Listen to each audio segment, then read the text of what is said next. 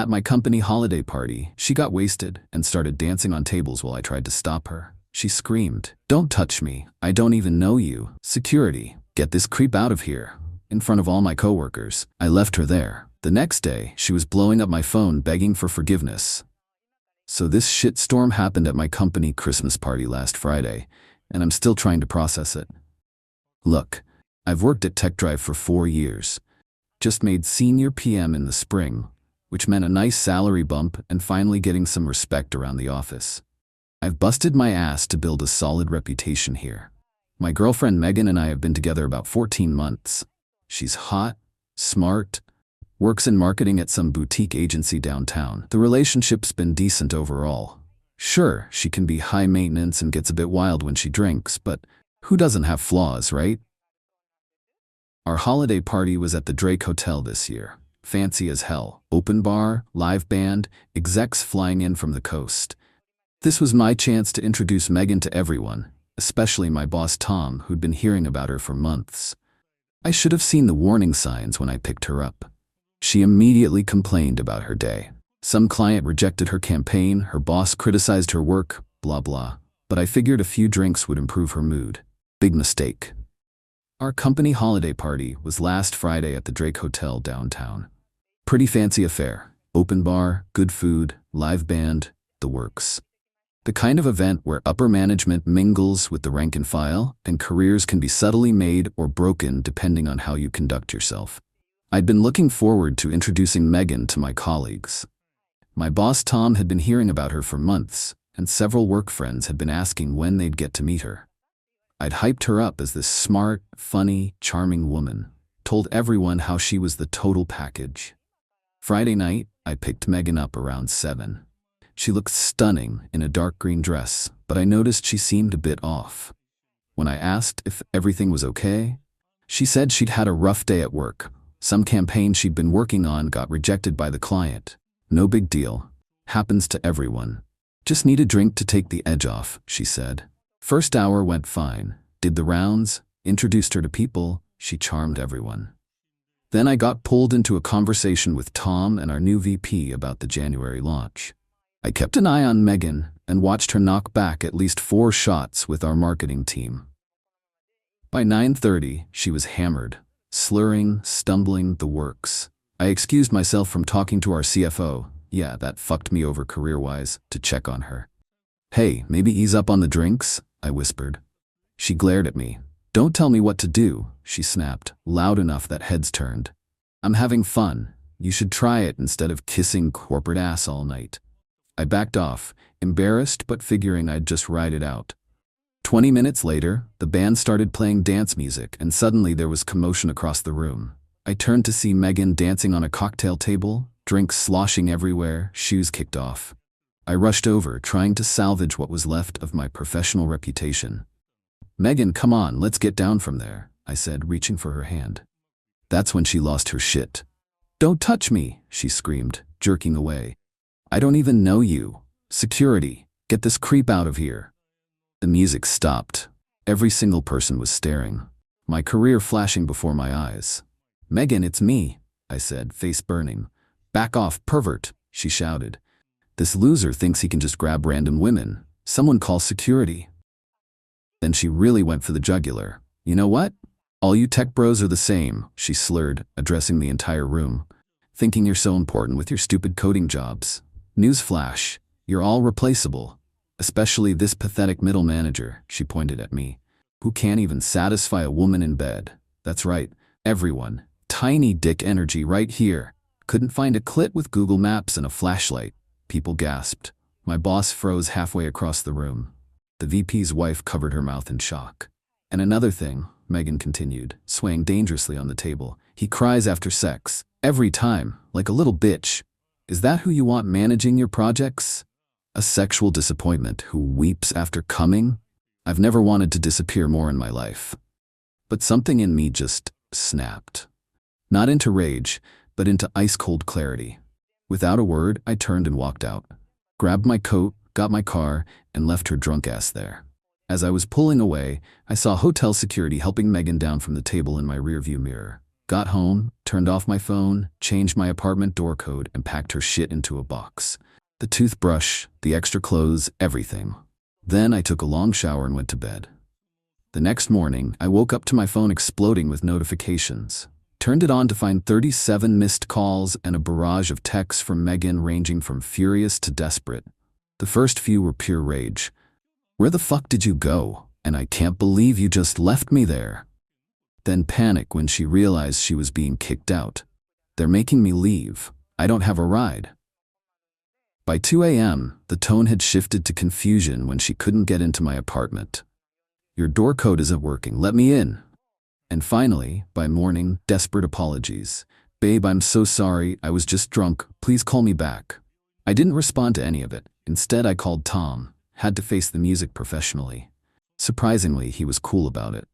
"Listen, everyone knows that wasn't your fault," he said. "If anything, people feel bad for you. Just come in Monday with your head up." Relief washed over me. At least my job wasn't fucked. Later that same Saturday around noon, Megan started pounding on my door. I ignored it until she gave up about 20 minutes later. Later found out from my neighbor that she'd convinced the front desk she'd forgotten her key, and they let her up because they'd seen her with me before. I immediately called building management to update my visitor policy. Then her best friend Kayla called. "What the actual hell, Jason? Megan is absolutely destroyed. You're ghosting her over one drunk mistake? That's so fucking immature." Kayla, she publicly humiliated me in front of my entire company, claimed she didn't know me, called me a sexual predator, and told everyone I cry after sex and can't satisfy a woman. This isn't one drunk mistake. This is career and reputation damage. She was having a bad day. Her campaign got rejected, then her boss put her on probation, and not my problem anymore. Hung up and blocked her number too. By Sunday, Megan had her mother call me. Her mother. I had met her parents a few months ago at dinner, and they must have saved my number then. "Jason, dear, Megan is absolutely beside herself. She's been crying for 2 days straight.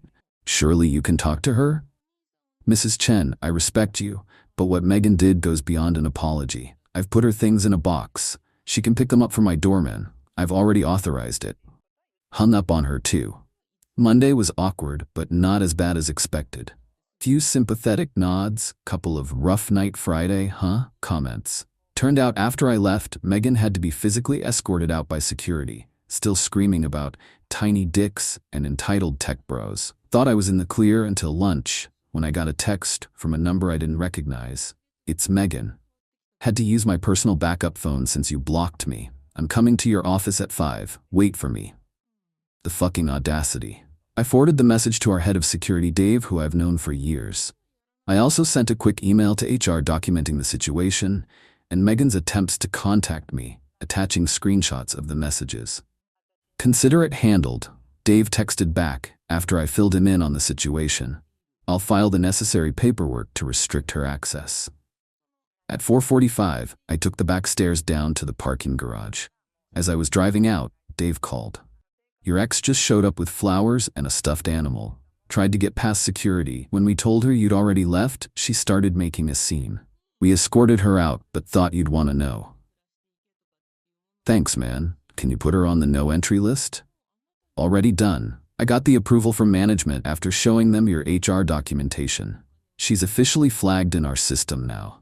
When I got home, there was a handwritten note in an envelope that had been left with my building's front desk. The concierge apologized and explained Megan had claimed it contained important documents I needed immediately. 5 pages of apologies, excuses about being roofied. Bullshit. I watched her down those shots voluntarily and promises to make it up to me. I threw it in the trash without finishing it. That night, her brother Dennis called. We'd met a couple times at family events, and he must have gotten my number from Megan's phone or their parents. "Look, man, I know my sister fucked up royally. I'm not making excuses, but she's in a bad way. Won't eat, hardly sleeping. I'm worried. I get that you're concerned, but I can't help. Just talk to her once, that's all I'm asking." "Dennis, she tried to destroy me professionally, called me a pervert in front of my bosses, made sexual accusations that could have ended my career. She crossed a line that can't be uncrossed." Silence then. "Yeah, I get it. Worth a shot though." The stalking continued for about 2 weeks. She tried reaching coworkers on LinkedIn, showed up at places she knew I frequented, left voicemails from friends' phones. Each time I documented everything and forwarded it to HR as a precaution. I maintained complete radio silence. Not a single response. A month after the party, I was having drinks with Dave from security when he asked if I thought I'd been too harsh. Most guys would have at least heard her out, he said. I took a long sip of my beer. If she'd just gotten sloppy drunk, maybe. But she tried to brand me as a sexual predator and publicly humiliate me in front of everyone I work with. She attacked my character, my career, and my dignity. Some bells can't be unrung. Dave nodded. When you put it that way, yeah, fuck her. That's it. No dramatic showdown, no final confrontation. Just the realization that sometimes the most devastating revenge isn't what you do. It's refusing to give someone the forgiveness they desperately want. Let her live with what she did, without the comfort of closure. That's all the revenge I needed. And honestly, I sleep just fine at night. My fiancé declared, "Your parents can only come to the wedding if they give us $50,000. I replied, "Fair request." Then I sent the recordings to both families and returned her ring. Her mother's furious voicemail demanding an explanation. 10 days ago, I was engaged to be married.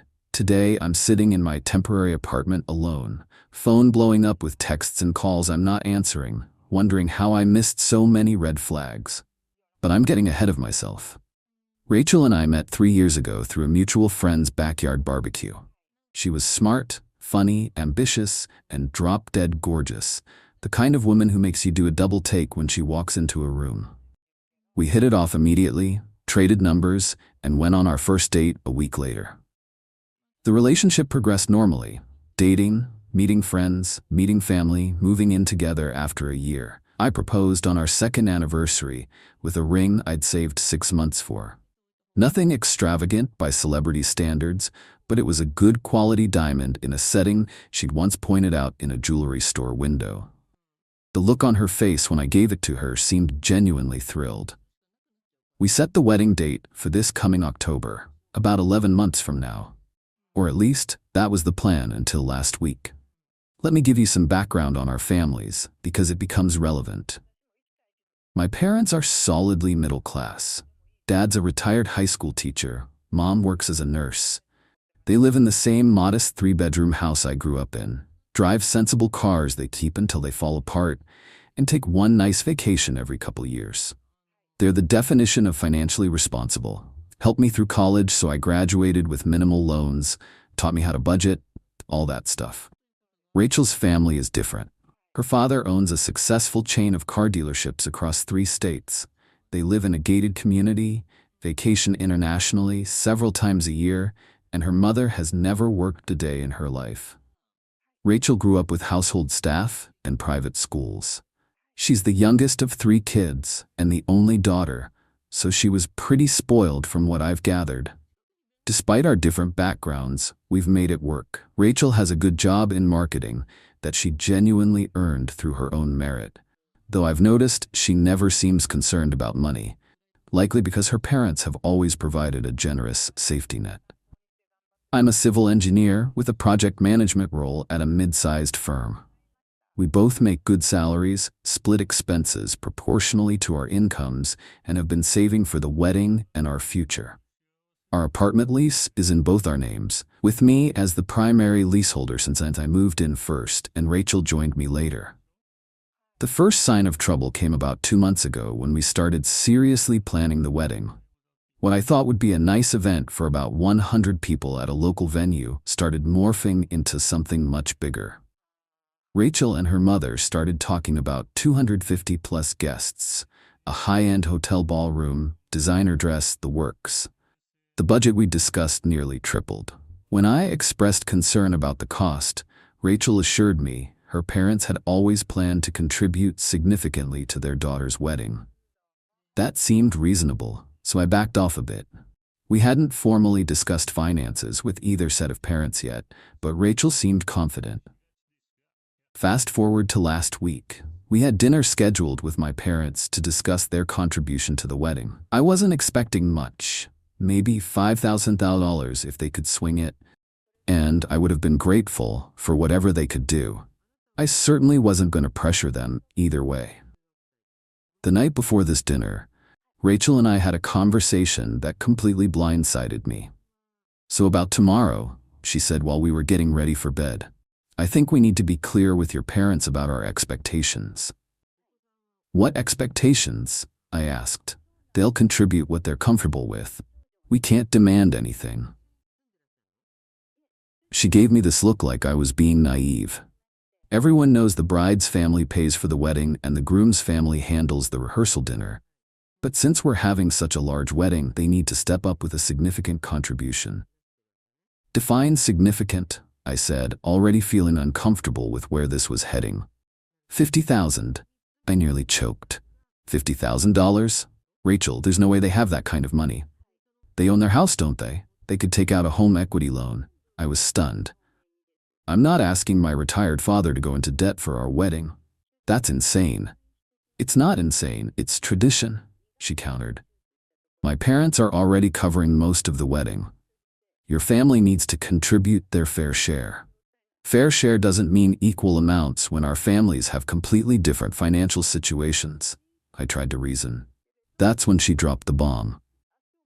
"If they can't contribute properly, then maybe they shouldn't be at the wedding. We can just tell people they're ill or something." I thought she was joking at first. The look on her face quickly told me she wasn't. "Let me get this straight," I said slowly. "You want to ban my parents from our wedding if they don't give us $50,000? Not ban them. They're choosing not to be part of it if they don't contribute. That's on them, not us." I was speechless. This couldn't be the woman I'd proposed to. "We're not discussing this anymore tonight. I need to think." "There's nothing to think about," she snapped. "Just make it clear to them tomorrow. They're either in or they're out." She rolled over and went to sleep like she hadn't just suggested extorting my parents. I, on the other hand, didn't sleep at all. Something felt very wrong. This wasn't just about the money. It was her attitude, the entitlement, the callousness toward my family. It made me think back to other incidents I'd brushed off. Comments about my clothes not being nice enough for dinner with her friends. Remarks about upgrading to a better apartment once we were married. Suggestions that I should be more aggressive about promotions at work. By morning, I'd made a decision. I didn't confront Rachel, but I did something I've never done before in our relationship. I checked the recording laws in our state first. We live in a one-party consent state. Then activated the voice recorder on my phone before we continued the conversation over breakfast. I wasn't planning to use this legally, just to make sure I wasn't misremembering or misinterpreting what had been said. "About last night," I started, "you weren't serious about my parents not coming to the wedding if they don't contribute $50,000, were you?" "Of course, I was serious," she replied, sipping her coffee. "This is our one big day. If they can't make a proper effort, why should they get to be part of it?" "And what exactly are your parents contributing?" I asked, keeping my voice neutral. "About $150,000, give or take," she said casually, like she was discussing the weather. "But they can afford it, and they only have one daughter." "And your brother's weddings? They each got similar amounts. It's just what's expected." "What if my parents offer less, say $10,000? That's still a lot of money to them." She laughed. Actually laughed. "That's barely enough to cover the bar for an hour. No, it's 50 or they can watch the video after." I nodded slowly. "Fair request. I'll make it clear tonight." She looked surprised, then pleased. "Good. I'm glad you understand." I understood all right. Far more than she realized. I left for work, but couldn't focus on anything. I called my parents and rescheduled our dinner to the following night, claiming a work emergency.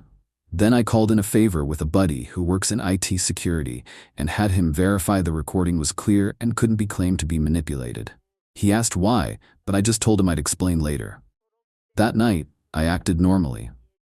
Rachel had no idea what I was planning. The next day, I called her mother while Rachel was at work. "Hi Sandra, I have a quick question about the wedding budget," I said when she answered. "Of course, dear. What do you need?" "Rachel mentioned you and Robert are contributing about $150,000 to the wedding. I just wanted to confirm that figure before we discuss things with my parents tonight." There was a pause. I'm not sure where Rachel got that number, she said carefully. We've always told the kids we'd give them each $30,000 toward their weddings. That's what her brothers received. Interesting. So Rachel had inflated her parents' contribution by $120,000. I see, I said. And is it also your expectation that my parents contribute $50,000? Another pause. Heavens no, we'd never presume to tell another family what to contribute. That's entirely up to them. What if they can only afford much less, say a few thousand? Then that's their gift, and it should be appreciated, Sandra said firmly. Robert and I know we're fortunate financially. We'd never hold another family to our standards. Thank you for clarifying, Sandra. That's very helpful. After hanging up, I made another call to a local jeweler to find out my options for returning the engagement ring. I learned that in our state, engagement rings are typically considered conditional gifts that should be returned if the wedding is called off, though I wasn't planning to make a legal issue of it regardless. That evening, I picked up my parents before Rachel got home from work. I explained that I needed to talk to them privately first and asked if we could use their house. They looked confused but agreed. Once we were settled in their living room, I played them the recording of Rachel's breakfast conversation. My mom started crying halfway through. Dad just looked grim. I'm so sorry, I told them when it finished. I had no idea she felt this way.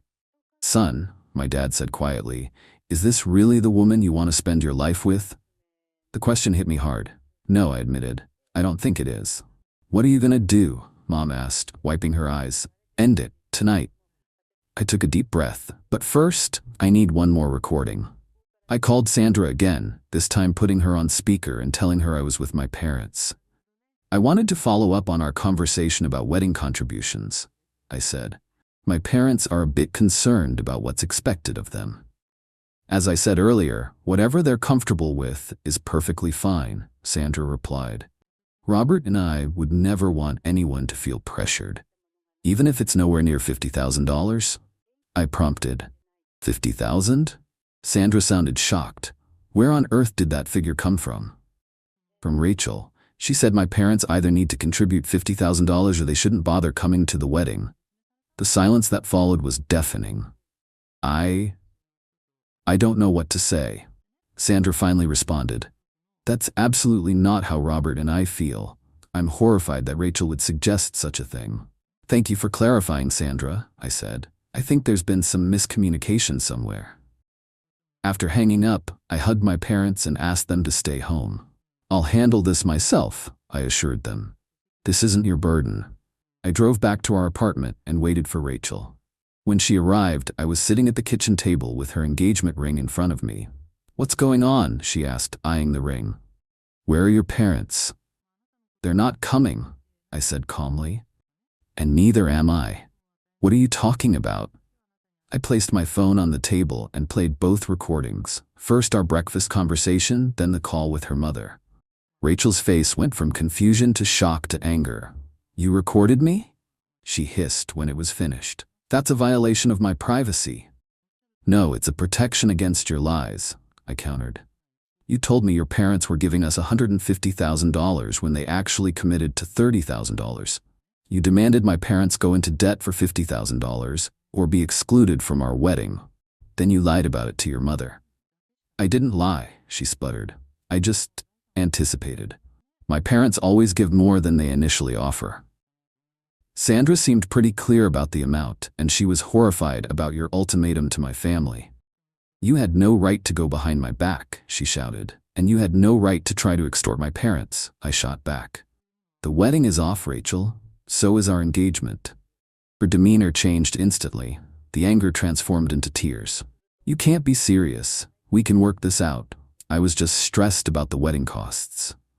No, you showed me who you really are. Someone who sees my family as an ATM, who lies to get what she wants, who values money over people. I'm grateful I found out now instead of after we were married. Please, she begged, reaching for my hand. I love you. I'll apologize to your parents. We can have a smaller wedding. It's not about the size of the wedding, I said, pulling my hand away. It's about respect and honesty. You've shown me you don't value either. I slid the ring toward her. I've already packed some essentials. I'll stay with a friend tonight and come back for the rest of my things when you're at work tomorrow. Since both our names are on the lease, we'll need to decide who stays and who goes. You have until the end of the month to decide if you're moving out or taking over the lease. I'm fine either way. She stared at the ring, then at me. You're making a huge mistake. No, I said, standing up. I almost made a huge mistake. I'm fixing it now. I walked out, ignoring her calls after me. As I drove away, my phone started blowing up with texts from Rachel. I turned it off. The next morning, I went back to the apartment as planned.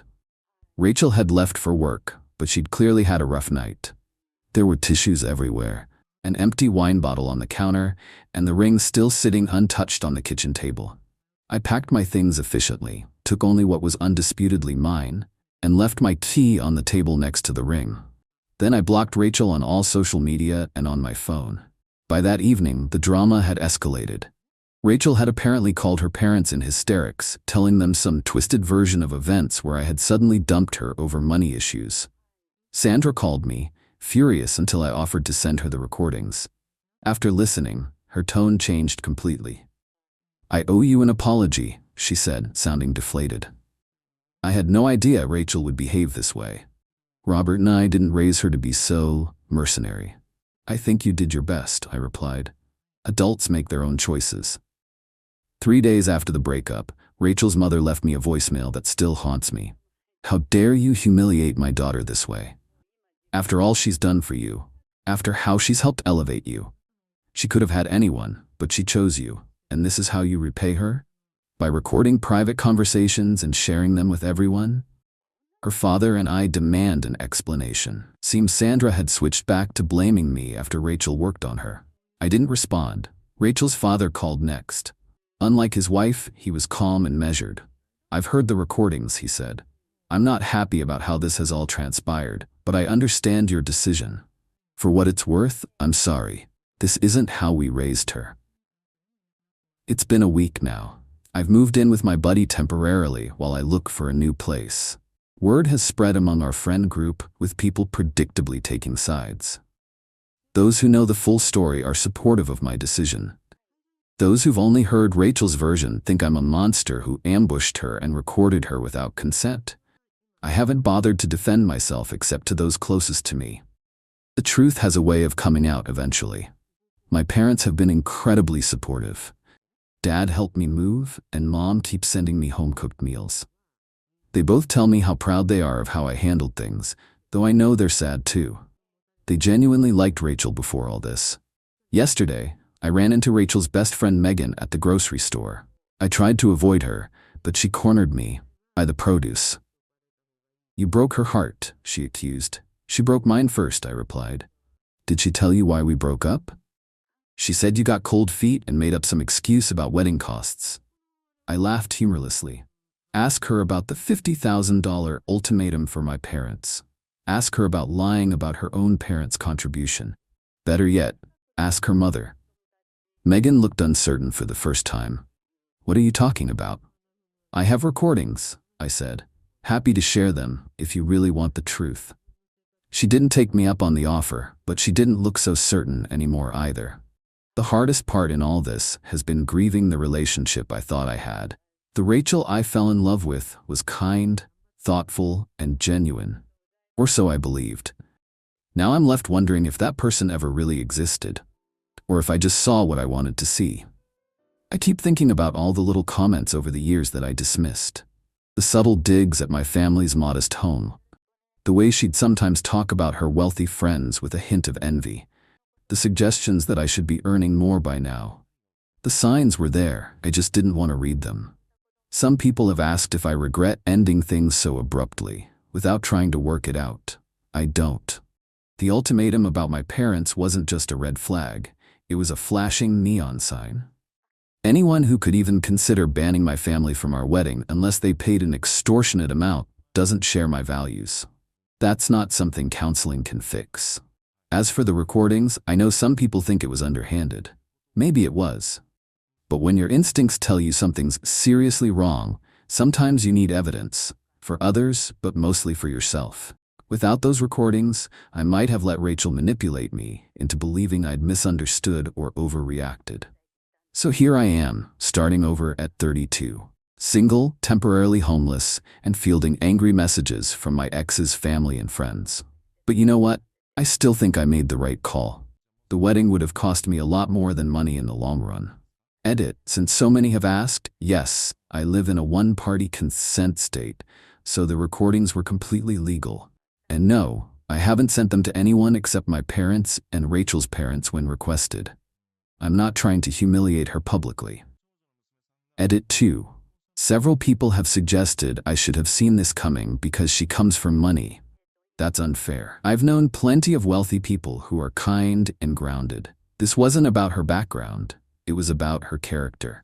Update. 1 month later.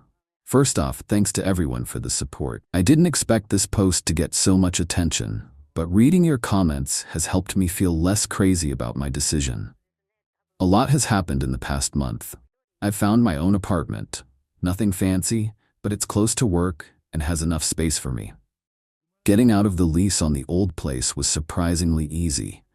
Rachel's father quietly paid the penalty fee to break the lease, and Rachel decided to move out as well. I didn't ask him to cover the lease penalty, but I'm grateful nonetheless. About a week after my original post, Rachel's mother showed up at my parents' house. My mom called me immediately, and I drove over, worried about what might happen. When I arrived, Sandra was sitting in their living room, looking uncomfortable. "I owe you all an apology," she said as soon as I walked in. "I've listened to the recording several times now, and I can't defend what Rachel said." Turns out, Rachel had been spinning different stories to different people. She told her mother I was being stingy about wedding costs. She told her father I had suddenly developed issues with her family's wealth. She told friends I was controlling and had secretly resented her background all along. The recordings cut through all that. Sandra admitted she'd been in denial, not wanting to believe her daughter could be so callous. "We spoiled her," Sandra said, her voice breaking. "I see that now, but I never thought she'd try to extort my parents." I finished when she trailed off. She nodded, looking ashamed.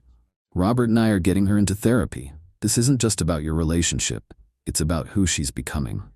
I appreciated Sandra's honesty, but it was too late to change anything between Rachel and me. Some bridges, once burned, can't be rebuilt. As for Rachel herself, she's gone through several phases since the breakup. First came anger. Furious texts and emails about how I'd betrayed and humiliated her. Then denial. Messages claiming she never meant what she said, that I'd misunderstood. Then bargaining.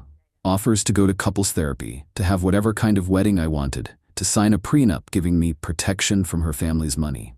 When none of that worked, she tried one last tactic: confession. She sent me a long email admitting everything, explaining she'd been caught up in wedding pressure and social expectations, that she'd been trying to impress her wealthy friends with an extravagant wedding. She claimed she never would have actually banned my parents, that it was just an empty threat made in frustration. Maybe some of that is true, but I can't unhear what I heard, and I can't unfeel the shock and revulsion I felt in that moment. Some bells can't be unrung. The friend group has largely stabilized. Those who initially took Rachel's side have mostly come around after hearing bits and pieces of the truth from various sources. I haven't shared the recordings widely, but I did let my closest friend listen after he was bombarded with Rachel's version of events. "Holy shit," was all he said afterward. "You made the right call." Rachel moved back in with her parents temporarily. According to mutual friends, she's telling people she's taking time to reassess her priorities after our breakup. I hope that's true. Despite everything, I don't wish her ill. I just wish she'd been the person I thought she was. My parents have been my rock through all of this. Dad keeps telling me I dodged a bullet, and Mom has been quietly setting me up with the daughters of her friends. I'm not ready to date yet, but I appreciate the normalcy of it all. The engagement ring is still with Rachel, as far as I know. I told her to keep it or sell it. I don't care either way. Some people have said I should have demanded it back since the wedding was called off. And legally, I might have had a case in our state where engagement rings are typically considered conditional gifts. But honestly, I just want to move forward. Fighting over material things would only prolong the connection. So that's where things stand. I'm rebuilding, one day at a time. I've thrown myself into work, started going to the gym regularly again, reconnected with friends I'd somewhat neglected during my relationship. The pain isn't gone, but it's different now. Less sharp, more hollow. What surprises me most is the relief. I didn't realize how much tension I'd been carrying, how many little compromises I'd been making, until I stopped. It's like putting down a heavy backpack you've been wearing so long you forgot it was there. A wise person in the comments said something that stuck with me. When someone shows you who they are, believe them the first time. Rachel showed me who she was. I believed her. And painful as it was, I'm grateful for that moment of clarity. Because as much as this experience cost me, staying would have cost so much more. Final update, 6 months later. I wasn't planning to post again, but I've received so many messages asking for an update that I figured I'd share where things stand 6 months after the breakup. Life has settled into a new normal. My apartment feels like home now. Work is going well. I actually got promoted last month, partly because I've been so focused on my projects as a way to distract myself. My family and true friends have been unwavering in their support.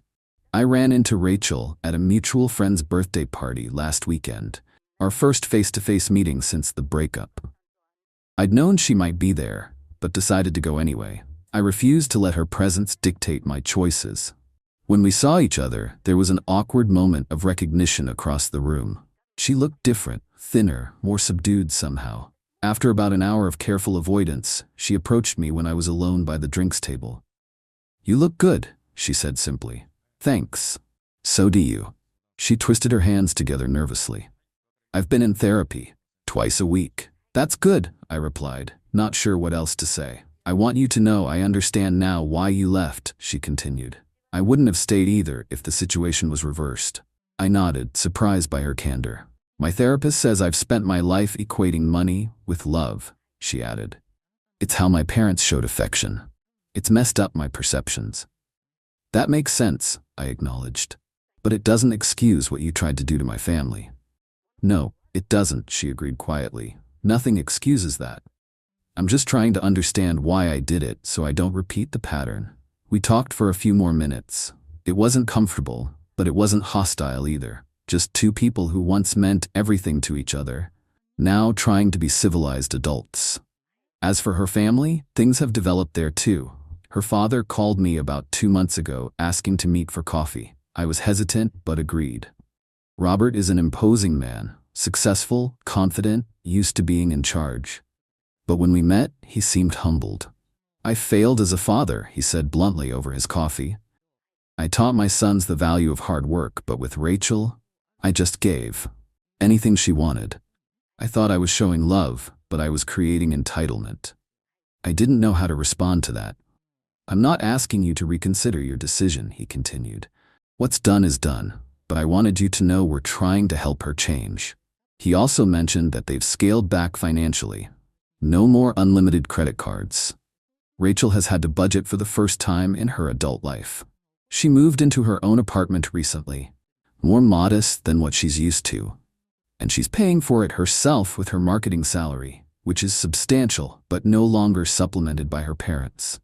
Some mutual friends think I should give her another chance, now that she's showing signs of growth. I don't see that happening. Too much was revealed, too much trust was broken.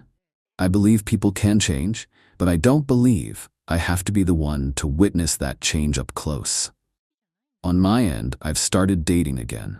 Nothing serious yet, just casual dinners and getting to know new people. I'm more cautious now, more observant of how potential partners treat service staff, how they talk about money, how they react when plans change or things don't go their way. Small indicators that reveal character. I still have the recordings, though I haven't listened to them in months. They served their purpose. They gave me clarity when I needed it most, helped me resist gaslighting, allowed me to explain to those closest to me why I made the choice I did. But they're also a reminder of a painful time, and I've considered deleting them to fully move on. The wedding date we'd set would have been last month, October 16th. I took the day off work, half expecting to feel depressed.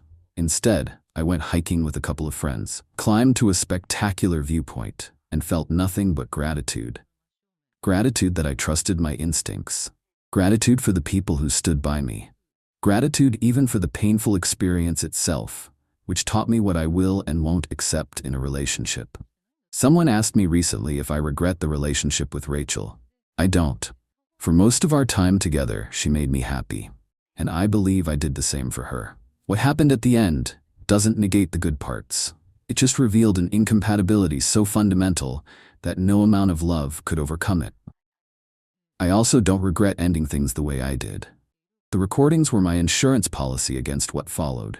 The denials, the twisted narratives, the attempts to make me question my own perception.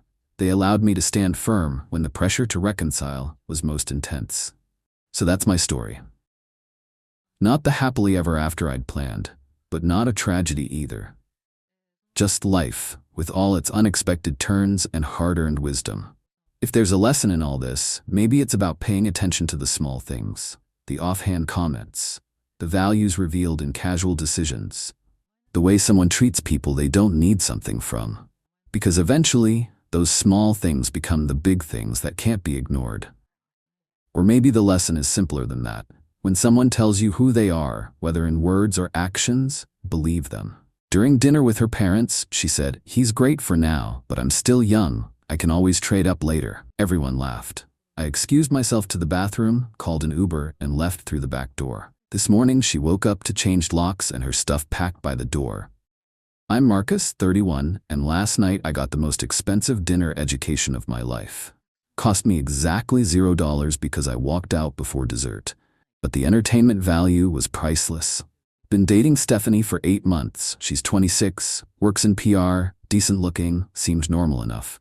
She'd been staying over most weekends at my place since her lease ended 3 months ago, and she's been month to month at her friend's apartment, waiting to find something better. Her parents invited us for dinner last night. First time meeting them. Stephanie had been building it up for weeks about how important this was, how much it meant to her that they liked me. Should have been my first red flag that she cared more about their approval than mine. Her parents live in this cookie-cutter suburban house about 20 minutes from downtown. Her dad, Robert, works middle management somewhere. Her mom, Linda, doesn't work, but acts like she runs a Fortune 500 company. You know the type. Dinner started normal enough. Basic small talk, her mom asking about my job, dad talking about sports. I own a small construction company, do pretty well, nothing flashy but solid income. About halfway through the main course, Linda starts getting more personal. "So Marcus, what are your intentions with our Stephanie?" Standard parent question. We're taking things day by day, seeing where it goes. That's nice. Stephanie's very career-focused right now. She's got so many opportunities ahead of her. Stephanie nodded along. I'm really focused on building my brand right now. Lots of networking, meeting new people in the industry. Meeting new people felt like an odd way to phrase career development, but whatever. Robert chimed in. Stephanie's always been ambitious. Even in high school, she was always looking for the next best thing. They all laughed like this was some cute family joke. Linda continued. We always told her not to settle. There are so many fish in the sea, especially for a girl like Stephanie. I'm starting to feel like I'm being interviewed for a temporary position. Then Stephanie decided to really clarify things. Marcus is great for now, but I mean, I'm still young. I can always trade up later if something better comes along. The table went quiet for exactly 2 seconds. Then all 3 of them burst out laughing like she'd just delivered the punchline of the year. Linda was practically wiping tears. Oh honey, you're so pragmatic. Robert nodded approvingly. That's my girl. Always keeping her options open. Stephanie looked right at me, still giggling. What? I'm just being honest. No point in settling down too early when I could end up with someone more established. I sat there for maybe 10 seconds, processing what just happened. My girlfriend had just told her parents she was planning to trade me in for a better model, and they thought it was hilarious. I put down my fork and smiled. You know what? You're absolutely right. Stephanie looked confused. Right about what? About trading up. Great strategy. I stood up. Excuse me, I need to use the bathroom. Walked down the hall, found the bathroom, closed the door, and pulled out my phone. Called an Uber. 6 minutes away. The bathroom had a small window that faced the backyard. Old house, first floor, easy to open. I climbed out and walked around to the front just as my Uber pulled up. Driver looked confused. Everything okay, man? Yeah, just avoiding an awkward goodbye. Rode home thinking about how I'd just spent 8 months with someone who saw me as a placeholder until something better came along. Got home around 9:30 p.m. Stephanie had some clothes in my closet, toiletries in my bathroom, her work laptop by my bed. Enough stuff to be comfortable, but not enough to establish residency. Smart girl. Keeping her options open just like she said. I spent the next 2 hours gathering everything of hers. Folded her clothes, packed her makeup and toiletries, charged her laptop, and wrapped the cord neatly. Put it all in 3 neat boxes by my front door. Then I called my buddy Jake, who does security systems. Jake, I need my locks changed first thing tomorrow morning. Something happen? Yeah, my relationship just ended. I'll be there at 8 a.m. Update 1, the discovery. My phone started buzzing around 9 a.m. Stephanie calling. I let it ring. 9:15 a.m. Text message. Marcus, where are you? I came by to get some work clothes and my key isn't working. Another text. Did you change the locks? My stuff is by the door in boxes. Phone call. This time I answered. Marcus, what is going on? Why is my stuff packed up? Good morning, Stephanie. How was the rest of dinner? Don't start with me. Why did you leave last night and why are my things packed? Well, you said you were planning to trade up. Figured I'd help speed up the process. What are you talking about? Last night at dinner, you told your parents I was great for now, but you could always trade up later. Silence. Marcus, I was just talking. No, you were being honest. Remember, you said there was no point in settling down early when you could end up with someone more established. I didn't mean it like that. You meant it exactly like that. Your parents thought it was hilarious. Marcus, you're being ridiculous. This is crazy over something stupid, I said. Nothing stupid about it. You laid out your relationship strategy. I'm just respecting it. You can't just pack my stuff and change the locks. Actually, I can. My house, my locks, your stuff is packed neatly by the door. Where am I supposed to stay? I gave up my lease. You're month to month at Sarah's place, remember? Or maybe your parents can help since they think your strategy is so smart. This is insane. You're throwing away 8 months over a comment. I'm not throwing away anything. You already told me this was temporary. I'm just making it official. I hung up. 9:35 a.m. Text from unknown number. Marcus, this is Linda, Stephanie's mom. I think there's been a misunderstanding. I replied, no misunderstanding. Your daughter was very clear about her plans. 4:20 a.m. Linda again. She didn't mean anything bad by it. She's just young and says things without thinking. Me. She thought enough to announce it to her family while I was sitting there. Robert texting now. Marcus, let's be reasonable. Come over and we'll sort this out. Nothing to sort out. Stephanie wants to keep her options open. Now she can. I blocked their numbers. Update 2. The scramble. Around 1 p.m. I was in my home office when the doorbell rang. Looked out and saw Stephanie with her friend Sarah, the one whose couch she's been crashing on. I opened the door. Marcus, please, can we just talk about this like adults? We did talk. Last night, you made your position very clear. Sarah jumped in. Look, she made a mistake. Everyone says dumb things around their parents. Most people don't announce their exit strategy at family dinner. Stephanie looked frustrated. It wasn't an exit strategy. I was just trying to sound independent in front of my parents. Mission accomplished. You're very independent now. Marcus, I don't want to lose you. You don't want to lose what I provide. There's a difference. That's not true. Stephanie, you told your parents you could trade up later if something better came along. What part of that suggests you want to keep me? She didn't have an answer for that. Sarah tried again. She's been crying all morning. She really cares about you. She cares about having a place to stay and someone stable while she shops for upgrades. You're being cruel. I'm being honest. Something Stephanie appreciates, right? Stephanie grabbed one of her boxes. Fine, but this isn't over. Yeah, it is. They loaded the boxes into Sarah's car. Stephanie kept looking back like I might change my mind. I went back to my paperwork. Update 3, the reality check. 3 days later, my phone rang. Unknown number, but I recognized Stephanie's voice immediately. Marcus, we need to talk. We really don't. I've been thinking about what happened, and I understand why you're upset. I'm not upset. I'm done. But can't you see, this is all just a misunderstanding? What's the misunderstanding? You told your parents you were keeping me around until someone better came along. I didn't mean it. Then why did you say it? Because my parents always ask about my relationships, and I wanted to sound like I had control. You do have control. You controlled yourself right out of a relationship. Marcus, please. I made a mistake. No, you made a choice. You chose to treat me like a temporary solution to your housing and stability problems. That's not what I did. That's exactly what you did. And now you're dealing with the consequences. So you won't even consider giving me another chance? Stephanie, the moment you told your parents you could trade up later, this relationship ended. Everything since then has just been cleanup. You're really gonna throw away everything we had? We didn't have anything.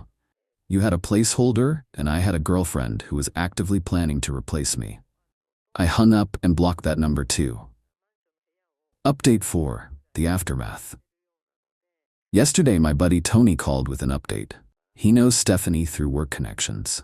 Dude, your ex has been asking around about you. Asking what? If you're seeing anyone, if you seem like you want to get back together, that kind of thing. What did you tell her? Told her you seem pretty happy being single. I am. She also asked if I knew any guys who might be interested in dating her. How's that working out? Not well. Word gets around fast in her industry. Most guys don't want to date someone who's openly shopping for upgrades. Smart guys. She's been staying with different friends because she can't afford her own place on her salary. Sounds like she should have thought about that before announcing her trade-up strategy. 2 days later, I ran into her coworker Amanda at the coffee shop. Marcus? I heard what happened. Word travels fast. Stephanie's been having a rough time. She's staying on my couch now. That's unfortunate. Look, I think she learned her lesson. Maybe you could give her a call? Why would I do that? Because she realizes she made a huge mistake. She realizes her strategy backfired. That's different. What do you mean? Amanda, if someone tells their parents they're planning to trade you in for a better model, what would you do? I don't know. You'd find someone who doesn't see you as temporary, which is exactly what I did. Amanda looked uncomfortable. But don't you miss her? I miss thinking I was dating someone who actually wanted to be with me. Turns out I was just keeping a spot warm until someone more established came along. She says she didn't mean it. She meant every word. She just didn't expect me to hear it. Final update, moving forward. It's been 2 weeks since the dinner incident. Time to wrap this up. Stephanie tried a few more desperate moves.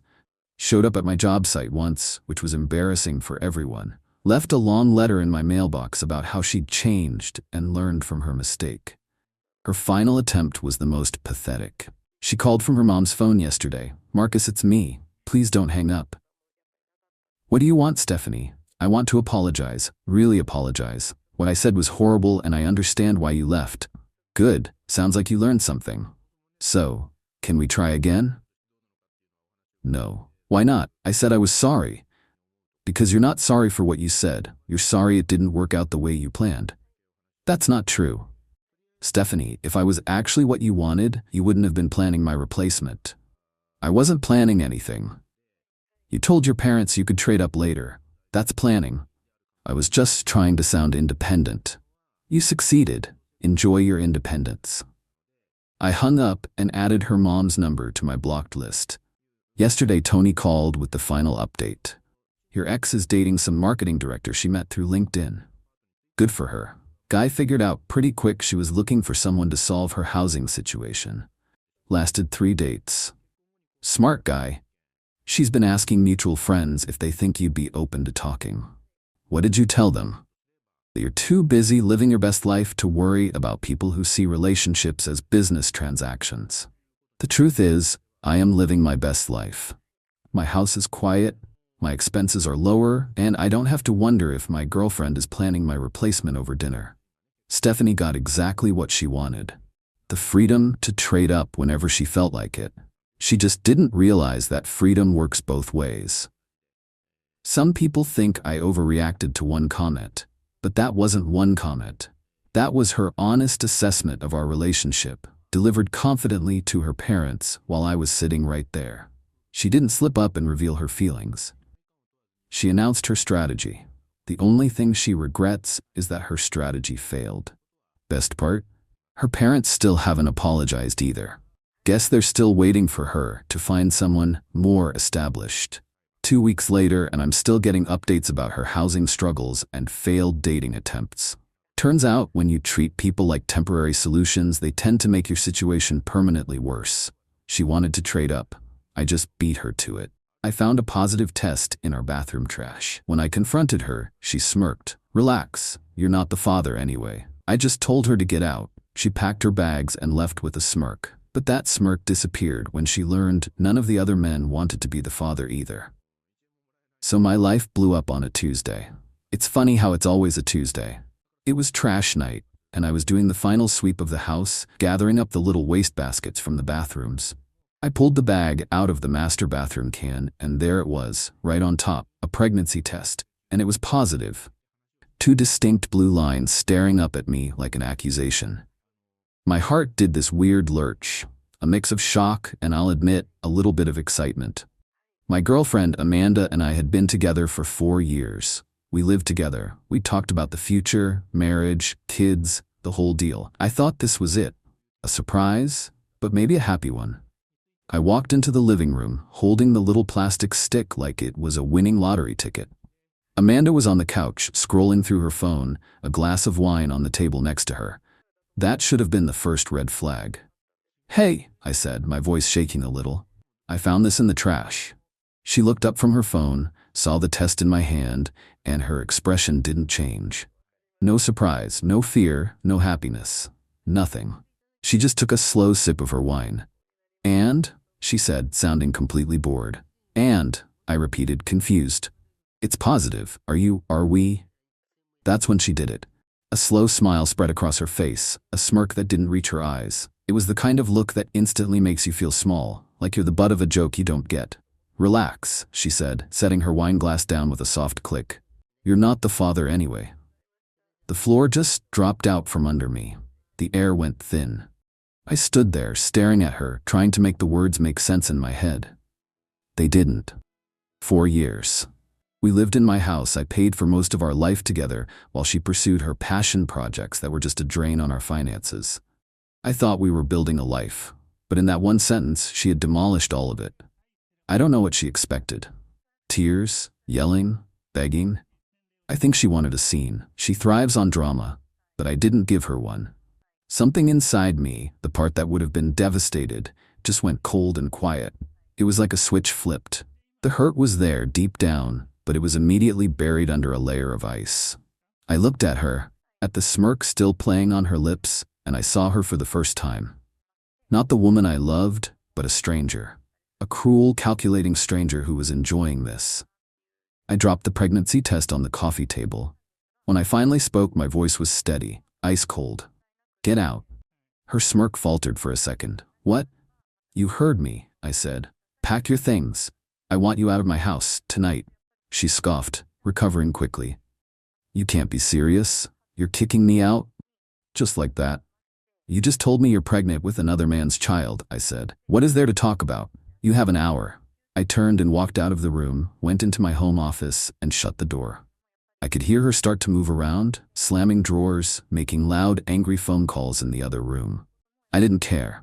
I sat at my desk and just stared at the wall, my mind working faster than it ever had before. This wasn't just a breakup. This was a declaration of war. She thought she had all the power, that she could drop this bomb and walk away to her new life with her new man, leaving me in the rubble. She had no idea what a huge mistake she had just made. She underestimated me. Everyone always does. They see the quiet guy who fixes things and runs a small landscaping business, and they assume he's simple. They're always wrong. An hour later, she knocked on the office door.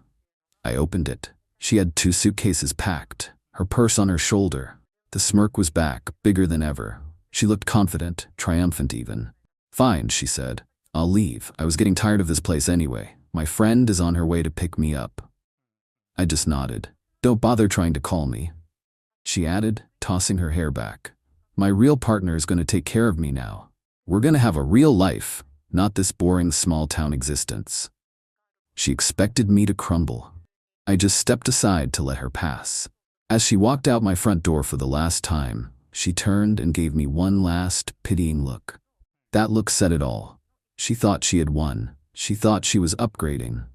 She had no idea she had just walked out of the best situation she would ever have, and into a nightmare of her own making. A nightmare I was going to personally construct, piece by piece. The game was on. Update 1. It's been 3 weeks since Amanda walked out of my life with a smirk and a baby that isn't mine. The first few days were quiet, too quiet. The house felt huge and empty, but I didn't let myself wallow. That's what she would have wanted. Instead, I got to work. My first post got a lot of traction, and the support was unreal. A lot of you guys told me to just move on and forget her. I hear you, but that's not how I'm wired. When someone burns down your house, you don't just walk away. You find out who they are, and you make sure they never have the matches to do it again. My first problem was simple. I had no idea who the father or fathers might be. Amanda was good at hiding her tracks, but she made one mistake. She was still logged into her cloud account on our shared tablet. We'd had it for years, and she probably hadn't used it in months, completely forgetting it was still linked to everything. It was a goldmine. Texts, photos, social media messages she thought she'd deleted. It took me 2 sleepless nights, fueled by coffee and a cold rage, to piece together the timeline of her betrayal. It wasn't just one guy, it was 3.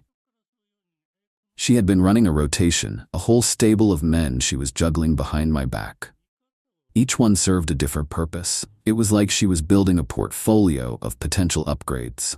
First, there was Derek, the muscle.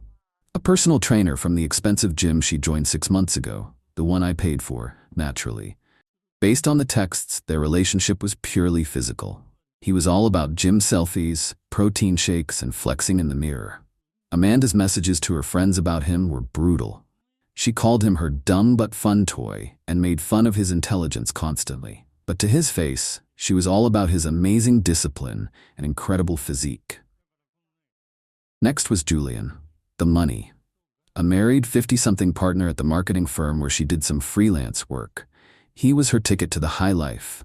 He paid for fancy dinners, weekend trips to the city, and expensive gifts she told me were freelance bonuses. Their texts were all about discretion. He was terrified of his wife finding out.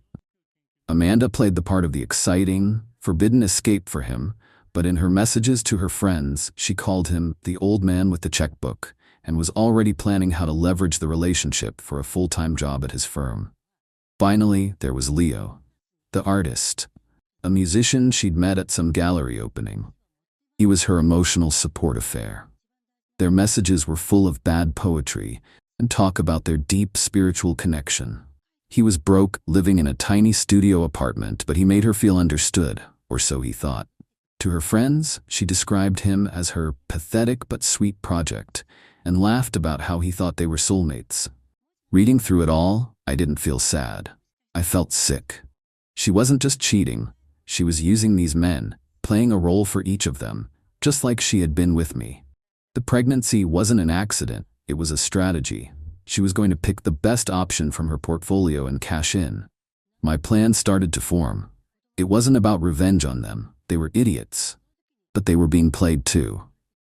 My goal was to simply show each of them the real Amanda, the one I had just discovered. I was going to give them the information they needed to make an informed decision.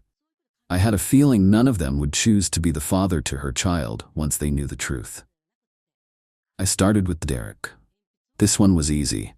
I created a new, anonymous Instagram account. I found a picture of one of Derek's gym buddies, a guy he was always posting workout videos with. I sent the friend a simple message. "You should know your boy Derek is being played. His new girl is seeing other guys." Then, to that same friend, I sent a few carefully selected, anonymous screenshots of Amanda's texts to her friends, the ones where she called Derek a brainless meathead. Guys like that are loyal to their gym bros, and their egos are fragile. I knew the message would get to Derek, and I knew it would hit him where it hurt. Julian was trickier. He was a powerful man, and his wife was apparently even more so, coming from a wealthy, influential family. Directly exposing the affair could have legal blowback for me. I had to be smarter. I compiled a small, anonymous package. It didn't contain love letters or pictures. It contained something far more damaging. Printouts of Amanda's secret credit card statements, showing tens of thousands in debt. It also included a few of her texts to friends where she talked about her plan to lock down the old man, and how his wife was a boring old hag. I didn't send it to Julian. I sent it to his wife, at her office. I didn't include a note. The documents spoke for themselves. A woman like that wouldn't tolerate a messy, indebted mistress who was a potential threat to her family's reputation and finances. She would see Amanda not as a romantic rival, but as a liability to be eliminated. Leo was the last piece of the puzzle. He was all about emotion and authenticity. The truth would be what destroyed his fantasy. I found a mutual acquaintance on his social media, another artist in the local scene. Through another anonymous account, I sent her a message. I think Leo should know the truth about his new muse, Amanda. She's not who he thinks she is. I attached the screenshots of Amanda mocking his art, calling him pathetic, and laughing about their supposed spiritual connection. I knew the art community was small and gossipy. The information would find its way to him. With all the seeds planted, all I had to do was wait. I spent the next week working, hitting the gym, and methodically removing every trace of Amanda from my house. I packed up her clothes, her books, her little trinkets, and put them all in storage. I changed the Wi-Fi password. I blocked her on my phone and all social media. I was creating a clean slate. The first sign that my plan was working came about 10 days later. I got a text from a number I didn't recognize. It was Amanda. "Why is Derek not answering my calls? Did you say something to him?" I didn't reply. A few days after that, another text. My freelance contract with Julian's firm was terminated. "What did you do?" Still, I said nothing. Her confident smirk was starting to crack. She had no idea that her carefully curated options were all about to evaporate, leaving her completely and utterly alone. The real storm hadn't even hit yet. Final update, it's done. I'm sitting on my back deck, watching the sunset. The house is quiet, and for the first time in a month, it feels like my own again. The last 2 weeks have been a whirlwind, but not for me. For Amanda, it's been a complete and total collapse. After I planted the seeds of truth with her 3 boyfriends, I just sat back and watched. I didn't have to do anything else. Amanda's own character and the predictable reactions of the men she'd chosen did all the work for me. The first one to officially bail was Derek, the gym trainer. His friend showed him the texts. The idea that a woman was calling him a dumb toy while he thought he was the prize was too much for his ego. He apparently confronted Amanda in the middle of the gym, in front of everyone, yelling at her for playing him. He made a huge scene, called her a liar, and told her to lose his number before storming off to lift something heavy. Amanda was publicly humiliated. Her first safety net was gone. Next was Leo, the artist. The gossip spread through the art scene like wildfire. He got the screenshots and was, according to the mutual acquaintance, completely heartbroken. He believed they had a special connection. To find out she was mocking him and his passion behind his back destroyed his romantic fantasy. He sent her a long, rambling email about truth and betrayal, wished her well, and then blocked her on everything. He was too sensitive for her games. Safety net number 2? Gone. The final and most spectacular implosion was Julian, the married partner. His wife received my anonymous package. She didn't confront him with tears and accusations. She was far more dangerous than that. I found out later she hired her own private investigator after getting the package. It only took him a day to confirm everything. She was a silent operator. She called her lawyers, her father, and the other partners at Julian's firm. Within 48 hours, Julian was facing a full-blown crisis. His wife was filing for divorce and threatening to expose his financial indiscretions to the board. The firm's partners, fearing a scandal, put him on an immediate leave of absence. Julian, in a complete panic, cut Amanda off completely. He saw her as the source of all his problems. He had his lawyer send her a cease and desist letter, warning her to never contact him again. He even offered her a one-time payment of $5,000 for her silence, which she was apparently desperate enough to accept. Her golden parachute had turned into a lead balloon. Safety net number 3, vaporized. This all happened over the course of about a week. I knew it was working because the texts from Amanda started coming in, fast and furious. They went from angry and accusatory to confused and panicked, and finally, to utterly desperate. She had nowhere to go. The friend she was staying with had kicked her out after Amanda couldn't pay her share of the rent. I heard she tried calling her parents, but they told her she'd made her bed and it was time to lie in it. She had no job, no income, and 3 men who now wanted nothing to do with her. The final confrontation happened last night. There was a knock on my door. It was her. The confident smirk was long gone. She looked exhausted, her eyes were red and puffy, and she was visibly pregnant now. She looked like a ship that had been wrecked at sea. She started crying the moment I opened the door. She was sorry. She'd made a terrible mistake. She didn't know what she was thinking. She'd been confused. It was the classic non-apology apology. "I have nowhere else to go," she sobbed. "I'm scared. Can I please just come home?" I didn't invite her in. I just stood in the doorway. "Home?" I asked. "This isn't your home anymore, Amanda. You made that clear." "But the baby," she pleaded. "What am I gonna do?" "I don't know," I told her. "You told me I wasn't the father. I believe you." "Who is the father?" "I don't know for sure," she admitted, her voice barely a whisper. "It could be any of them. But none of them want anything to do with me. They all hate me." "Yes, they do," I said. "And do you know why?" She just shook her head, tears streaming down her face. This was the moment I had been waiting for. I stepped back into the house and came back with a single manila folder. I opened it and showed her the contents. Printouts of her texts, the screenshots I'd sent, the anonymous emails, a timeline of her lies. "They hate you because I showed them the real you, Amanda," I explained, keeping my voice completely flat. "I didn't lie. I didn't invent anything. I just gave them the truth, the things you said, the way you used them, the way you used me. They didn't leave you because of me. They left because of you." She stared at the papers, her face a mask of horror. The reality of what I had done, of how completely I had outmaneuvered her, finally sank in. She had thought she was the player, but she had been a pawn in a game she didn't even know we were playing. "You destroyed my life," she whispered. "No," I said, closing the folder. "You destroyed your life. I just turned on the lights so everyone could see you do it."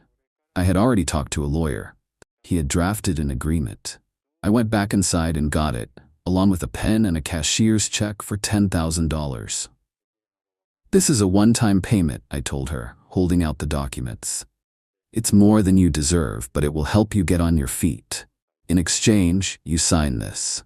It says our relationship is over. You will remove your remaining things from storage within 30 days, and you will never contact me again for any reason. It also states, for the record, that you acknowledge I am not the biological father of your child and have no legal or financial responsibility for it."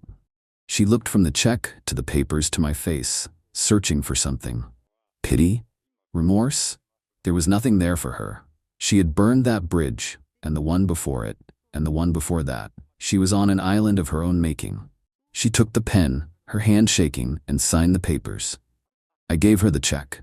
"Goodbye, Amanda," I said, and I closed the door. I watched through the peephole as she stood on my porch for a long time, just staring at the check in her hand. The confident, smirking woman who had walked out a month ago was gone forever. In her place was a person who had finally been forced to face the consequences of her own actions. I don't know what will happen to her, and honestly, I don't care. My revenge wasn't about destroying her. It was about reclaiming my life and my dignity. It was about showing her that the quiet, simple man she so casually discarded was smarter, stronger, and far more capable than she ever imagined. And as I turned away from the door and walked back into my quiet, peaceful house, I knew one thing for sure. I had won. I caught her sending revealing photos to her ex. When confronted, she said it's just how girls keep backups in case things don't work out. I smiled, apologized, and took her to dinner. While she was in the bathroom, I forwarded the entire thread to her ultra-religious father. Before we start, I just want to say thank you for being here. It means the world. But take a look at this. Only 8% of people watching are subscribed. If you enjoy these stories and want to support more of them, just one click makes a huge difference. My girlfriend Melissa and I had been together for about a year and a half.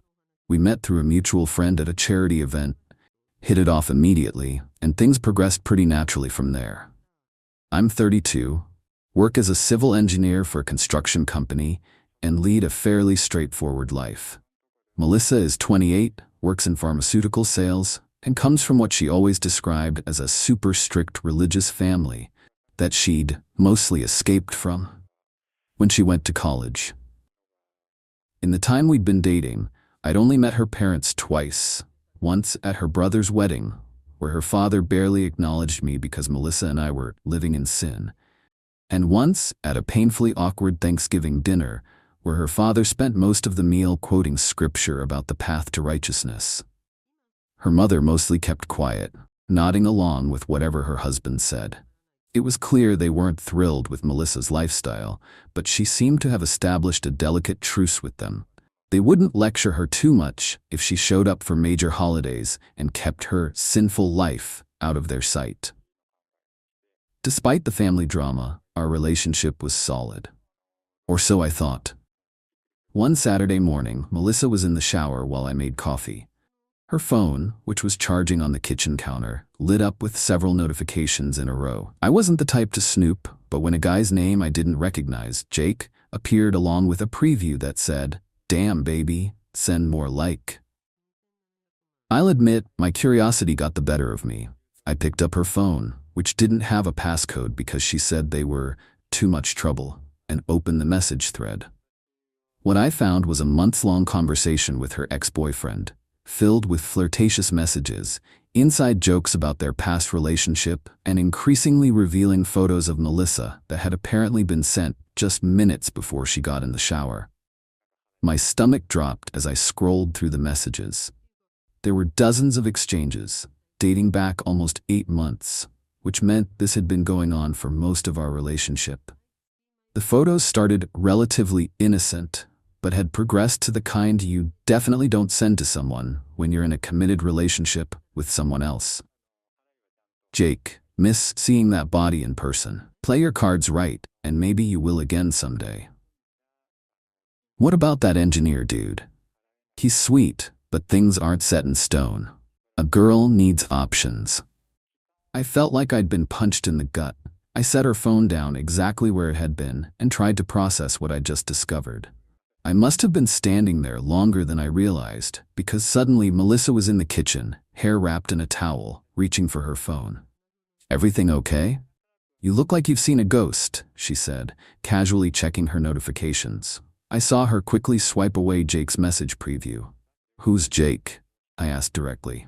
Her eyes flicked up to me, then back to her phone, then to me again. The split-second calculation was visible on her face. "Just an old friend," she said with a shrug. "We catch up sometimes." "By catch up, do you mean you send him revealing photos while I'm in the next room?" Her entire demeanor changed in an instant. The casual facade dropped, and she went on the offensive. "You went through my phone? What the hell, Ryan? That's a massive invasion of privacy." Classic deflection. I stayed calm.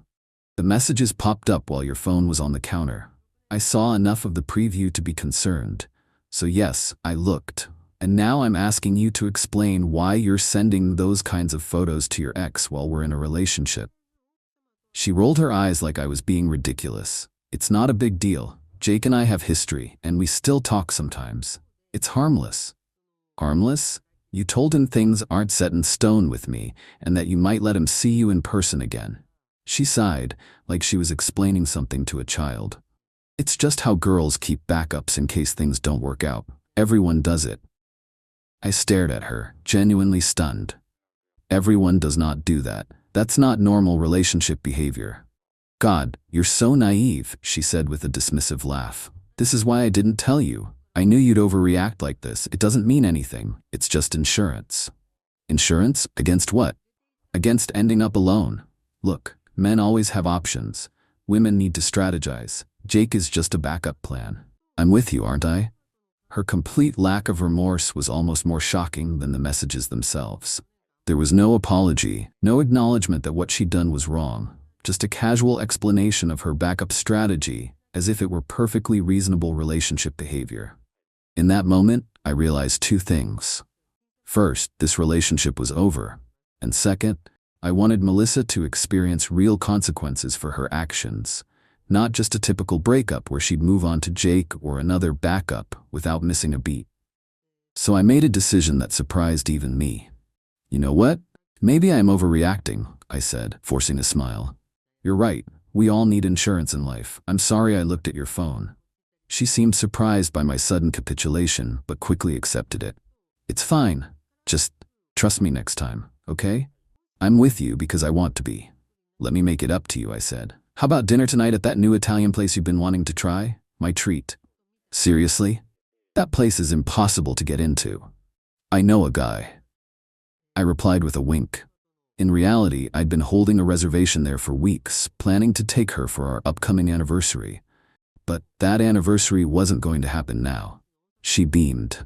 You're the best. I need to go shopping for a new dress for that place. Take your time, I said. Reservations at 8. While she was out shopping, I made some preparations of my own. First, I documented the entire message thread with Jake, taking screenshots on my own phone. Then I packed up all of Melissa's things from my apartment, not angrily throwing them into boxes, but carefully organizing them so nothing would be damaged. I stacked everything neatly in my spare bedroom, out of sight. When she returned with shopping bags, excitedly showing me the expensive dress she'd bought for dinner, I played along, complimenting her choice and acting like everything was normal. That evening, we arrived at the restaurant and were seated at a prime table. Melissa was in high spirits, taking photos of everything for her Instagram. We ordered appetizers, entrees, and an expensive bottle of wine. The conversation flowed naturally. I'd always found it easy to talk to her, which made the betrayal sting even more. When our main courses arrived, Melissa excused herself to the restroom. As soon as she was out of sight, I picked up her phone, which she'd left on the table. Still no passcode. I quickly opened her message thread with Jake, selected the entire conversation including all the photos, and forwarded it to a new recipient. Dad. I knew from previous interactions that her father, a conservative deacon at their church, had very strong views about appropriate behavior, especially for his daughter. I also knew that he paid for Melissa's car insurance and her phone bill, despite her having a well-paying job, because she'd often bragged about how she manipulated her parents into continuing to support her financially, even though she was approaching 30. Just before hitting send, I added a brief message.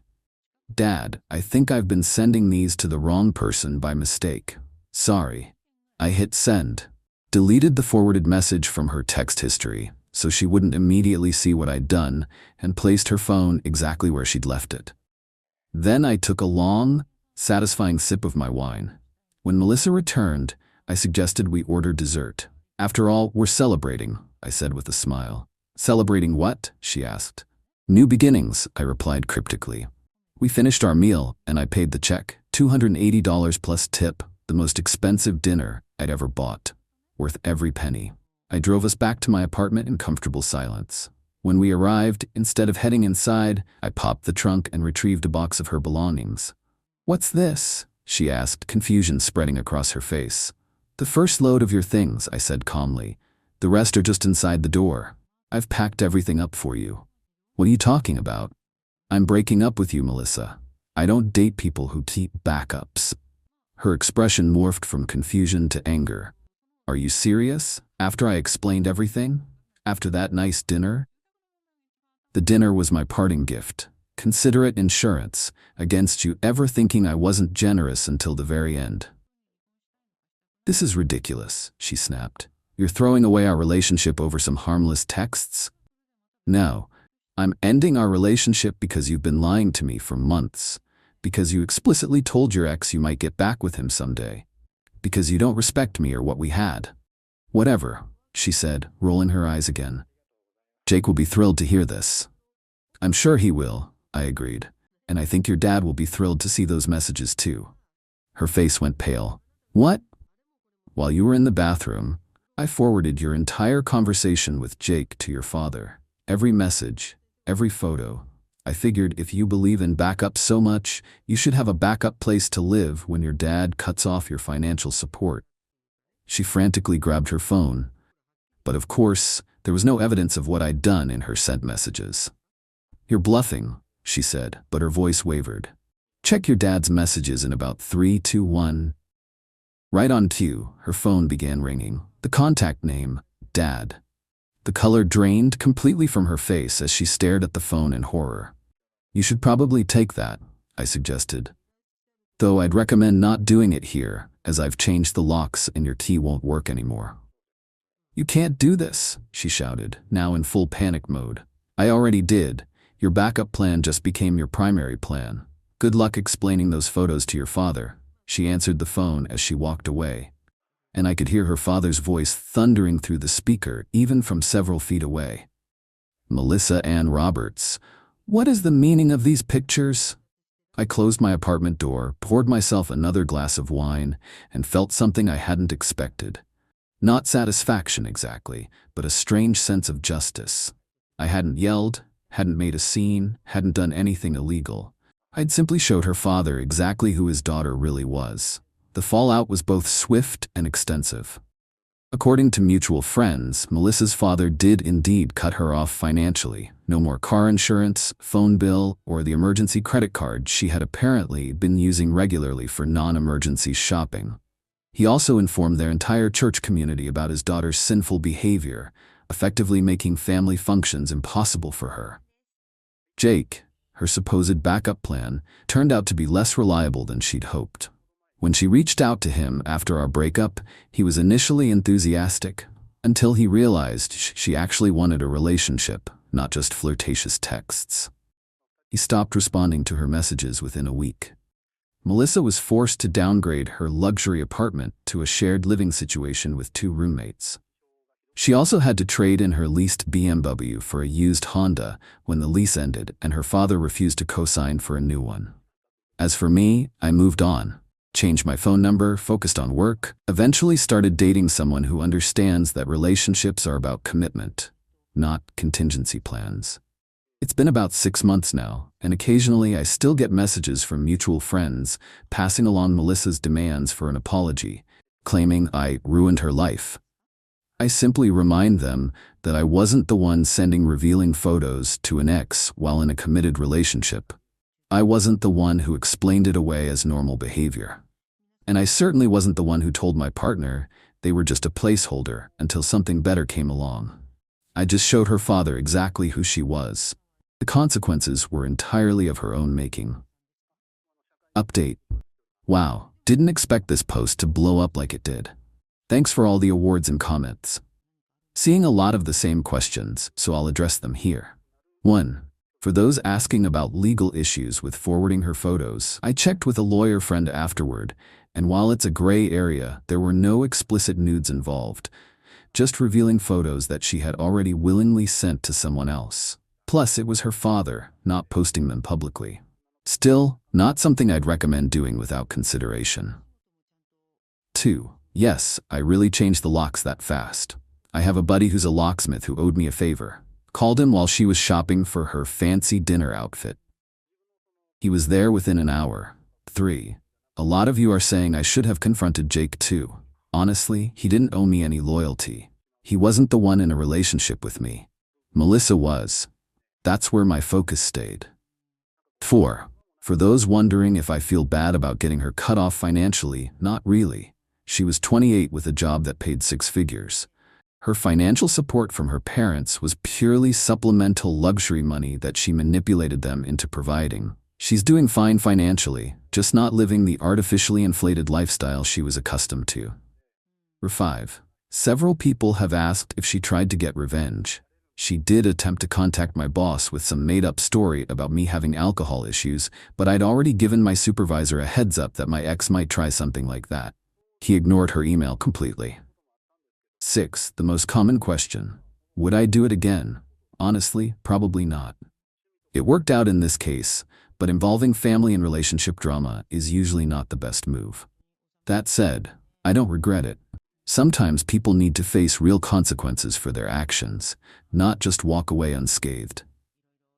Number 7. Last update on Melissa. Heard through the grapevine that she's now dating some guy from her church that her father introduced her to. Apparently, she's found her faith again. Good for her if it's genuine, but the timing seems conveniently aligned with getting her parents' financial support back. Lesson learned from all this: when someone shows you who they are, believe them the first time. And if they call you naive for expecting basic loyalty, they're telling you everything you need to know about their character. At my dad's funeral, my GF whispered to her friend, "Can you believe he's crying like a child? It's giving me the ick." They snickered. I heard every word. The next morning, she found out what real loss felt like. My father was a good man. A quiet man. He taught me how to change the oil in a car, how to frame a wall, and how to treat people with respect, even when they didn't deserve it. He worked as a union carpenter for 40 years, and the calluses on his hands had their own stories to tell. When he passed away 2 weeks ago after a short, brutal fight with cancer, a part of me went with him. I'm not ashamed to say that. I'm his son. I loved him. The funeral was last Wednesday. It was a gray, cold day that matched the emptiness in my chest. I stood in the front row of the small chapel, my sister on one side, my mother on the other. Behind me somewhere was my girlfriend of 3 years, Jenna. She was there for support, or so I thought. I managed to hold it together through the service, through the procession to the cemetery, through the awkward handshakes and sad smiles from people I hadn't seen in years. But as my father's oldest friend, a man named George, stood up to give the eulogy, the dam inside me finally broke. He started telling a story about my dad teaching him how to fish when they were just kids, and the memories came flooding back. Me as a boy on a boat with my dad, the smell of lake water and sunscreen, his patient hands guiding mine as I baited a hook. The tears came. Not loud, sobbing tears. Just silent, hot tears that tracked down my face. It was a raw, helpless grief. In that moment, I was just a son who missed his dad. And that's when I heard it. It was a whisper, right behind me. So close I could feel the warmth of the breath. It was Jenna, talking to her friend and bridesmaid, Maya, who had come with her. "Can you believe he's crying like a child?" Jenna whispered, her voice laced with a kind of baffled disgust. "It's giving me the ick." Then a sound that will be burned into my memory forever, a soft, suppressed snicker from Maya. The world went silent. The grief, the sadness, the entire funeral just vanished. It was replaced by a feeling I had never experienced before. A white-hot, perfectly clear rage that was so intense it felt like ice. The tears on my face felt like they were freezing. I didn't turn around. I didn't move a muscle. I just stood there, staring at my father's casket, and listened to George finish his story. I shook hands, I accepted condolences, I even hugged my mother. But I wasn't really there. My mind was already somewhere else, working with a cold, mechanical precision. She thought my grief, my love for my father was an ick. She found my humanity repulsive. I had been planning on giving this woman my last name, my future, my life. And in the most vulnerable moment I had ever endured, she had shown me exactly who she was. The rest of the day is a blur. I remember the drive to my mom's house for the reception. I remember Jenna trying to hold my hand in the car, and the instinctive way I pulled it away, blaming it on needing to shift gears. I remember her and Maya in a corner of the living room, scrolling through their phones and looking bored while my family shared memories of my dad. She thought she was being subtle. She had no idea I was watching her every move, not as her grieving boyfriend, but as a strategist assessing an enemy. She had just declared war at a funeral, and she didn't even know it. I went home that night to the apartment I owned, the one she had moved into 2 years ago. She came with me, talking about some drama at her work, completely oblivious. She fell asleep around 11. I didn't sleep at all. I just sat in the living room in the dark, and I made a list. The next morning, I was going to teach her the meaning of real loss. Update 1. The morning after my father's funeral was the first morning of the rest of my life. I was up before the sun, moving with a purpose I hadn't felt in years. The grief for my dad was still a heavy cloak, but the cold fire of a new resolution burned underneath it. Jenna was still asleep in my bed. My bed. In my apartment. I looked at her for a long moment. This stranger who had snickered at my pain. There was no love left. There was nothing. Just a problem to be solved. My first move was silent and digital. I opened my laptop at the kitchen table. Jenna had a supplementary credit card on my main account. An emergency card that she used for brunches with Maya, for new clothes, for salon appointments. I logged into my bank's website. 2 clicks. Card canceled. User removed. Done. Next, the joint savings account. We had one, intended for a down payment on a future house. I had contributed 90% of the funds. I did a quick calculation and transferred my entire contribution, plus half of the accrued interest, into my personal checking account. I left her 10%, exactly what she had put in. It amounted to a few $1,000s, a parting gift. Then the car. Jenna drove a nice SUV. It was a year old. It was also legally my nice SUV. The title was in my name, the loan was in my name, the insurance was in my name. I had bought it for her so she would have a reliable vehicle. She made a small payment to me each month, far less than what a real lease would cost. I found the spare key in the junk drawer. I went outside into the cold morning air and drove the car to a dealership a few miles away that specialized in buying used vehicles. I knew the manager. I told him I needed to sell it fast. He said he could have the paperwork and a check ready by the end of the day. I handed him the key and took an Uber back to my apartment. By the time I got back, it was 7:30. Jenna was still asleep. That's when I started on the physical part of the eviction. I went to the hall closet and pulled out a box of heavy-duty black trash bags.